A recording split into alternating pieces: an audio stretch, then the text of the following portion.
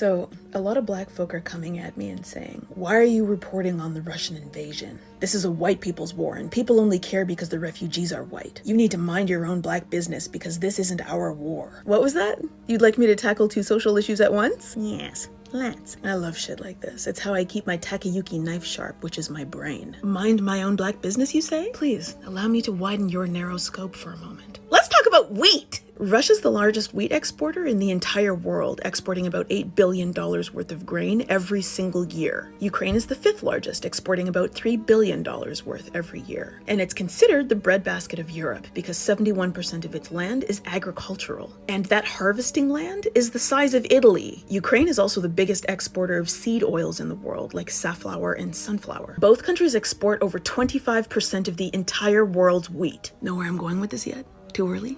Let me give you another hint. Russia and Ukraine export their goods from their port cities on the Black Sea. Cities like Kherson, Mykolaiv, and Odessa. Those names sound familiar? They should. The civilians in two of those cities and the cities themselves are currently being invaded, seized, and demolished by Russia, and Odessa is next. War in Ukraine means that its ports closed because it's under attack, which means that crops are being damaged and there's a diversion of manpower because everybody's fighting. So nobody's harvesting the grain, which means that wheat can't leave the country to feed other countries. Need another hint? 95% of Ukraine's grain exports go to Middle Eastern and North African countries. Still a white war? Tons of countries heavily rely on wheat exports, but Egypt is at the top of the pyramid, no pun intended. Egypt gets almost 85% of its wheat from Ukraine and Russia. Tunisia relies on 50 to 60% of its wheat imports from Ukraine and Russia. Turkey imports around 75% of its wheat from Ukraine and Russia. In 2019, Egypt, Turkey, and Bangladesh bought over half of Russia's entire wheat production. Russia and Ukraine are also major wheat suppliers to Nigeria, Lebanon, Yemen, Sudan. Still a white war? Russia's port cities may not be under military attack, but Russia's money, reputation, and ships are under attack from sanctions. That means that countries don't want to do business with Russia because of what it's doing to Ukraine. Countries are banning Russian ships from entering their ports. Turkey has now blocked passage to Russian fleets through the Black Sea Straits, which they control. And when the flow of grain from the world's largest exporter is disrupted, this has a significant effect on the cost of food. And then food prices rapidly rise, which is occurring right fucking now. If food prices rapidly increase in economically unstable countries, this can lead to people not being able to afford food, and then famines can happen. Everything is connected. Still a white war you shouldn't care about?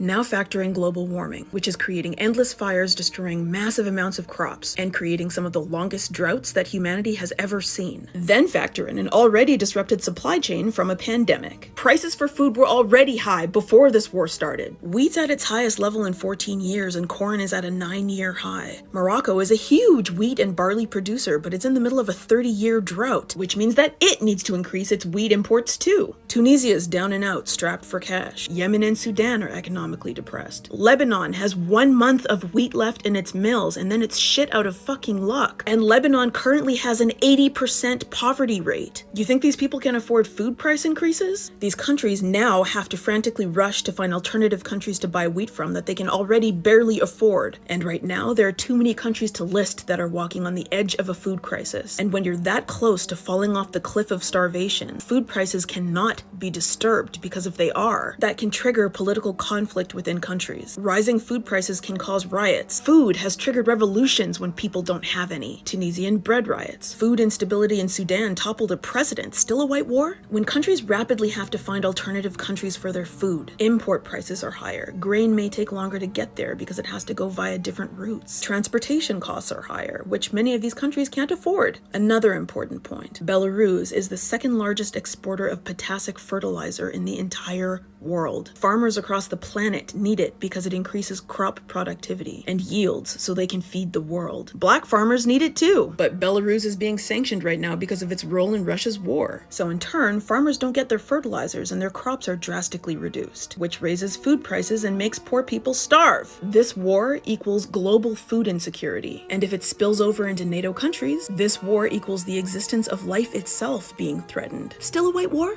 I know what this is. It's fatigue, cynicism, and trauma from how we as Black people have been treated historically right up to today. I get it, but this war is affecting Black people right now, unless Africans don't count to the Black diaspora. Everything on this planet is connected. If you don't know how things work, learn and ask questions before you run your mouth about something you can't be bothered to understand. Who knew a white war had so many hues?